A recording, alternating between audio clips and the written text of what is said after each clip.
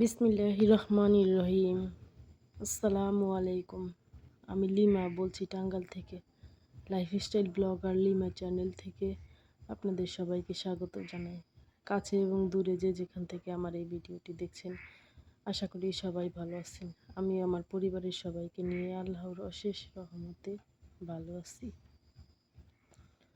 এদিকে প্রথমে সকাল থেকে শুরু করলাম ভিডিওটা। আজকে সকাল 6টার থেকে বাচ্চা স্কুলে যাবে, তাই টিফিনটা বানানোর জন্য চলে এলাম।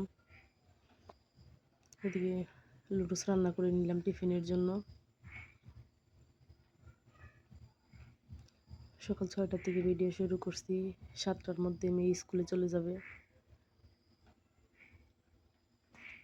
স্কুলে পাঠিয়ে দিয়ে তারপর আমার কাজকর্ম আমি শুরু করলাম।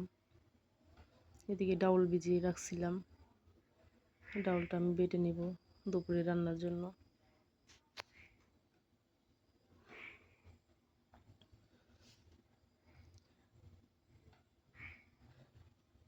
তাই পাটাটা পরিষ্কার করে নিলাম, নিয়ে ডাউলগুলো বেটে নিব।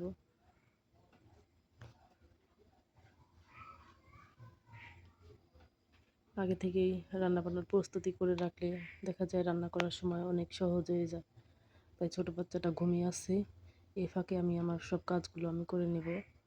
তাই এই ডালগুলো বাটাবাটির কাজটা একটু ঝামেলার, তাই এটা আগে করে নিলাম। এই কাজটা করার পরেও অনেক কাজ আছে, সেগুলো করতে হবে, তাই এই কাজটা আগে করে নিচ্ছি, কারণ এই কাজটা একটু বেশি ঝামেলার। এদিকে সবগুলো ডাল বাটা শেষ হয়ে গেল, কাঁচামরিচ পেঁয়াজ রসুন সব বেটে নিলাম।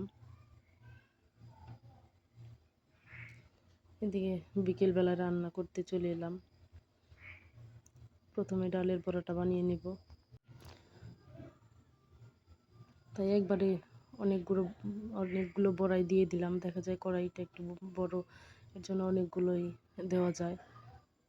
এদিকে আমার বড়া ভাজাটা হয়ে গেল, এগুলো নামিয়ে নিচ্ছি।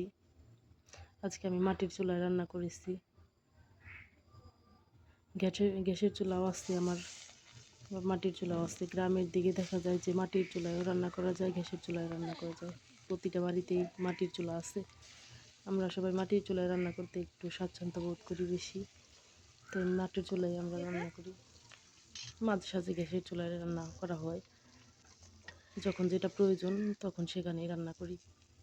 এদিকে পাঙ্গাস মাছটা ভেজে নিলাম, পাঙ্গাস মাছটা ভুনা করব, এর জন্য আগে থেকে ভেজে নিলাম মাছটা।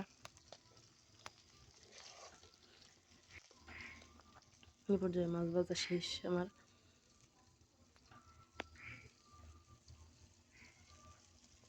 আপনারা কে কি মাটির চুলায় রান্না করাটা পছন্দ করেন?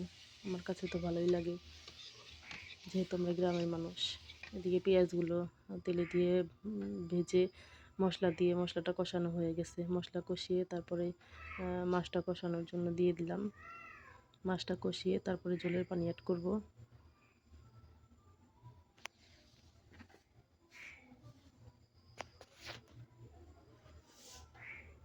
এদিকে মাছ কষানো শেষ হয়ে গেছে, আমি ঝোলের পানিটা দিয়ে দিলাম। যেহেতু মাছটা ভেজে নিয়েছি, তাই ঝোলের পানিটা একটু কম করেই দিলাম।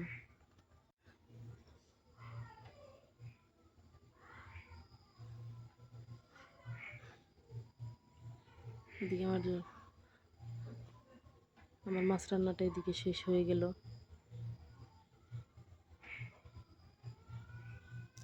কথা বলতে বলতে ভিডিও শেষ পর্যায়ে প্রায় চলে এলাম। আমার ভিডিওর কোথাও কোনো অংশ যদি আপনাদের একটু ভালো লেগে থাকে, তাহলে একটা লাইক কমেন্ট সাবস্ক্রাইব করে আমার পাশে থাকবেন। আসসালামু আলাইকুম।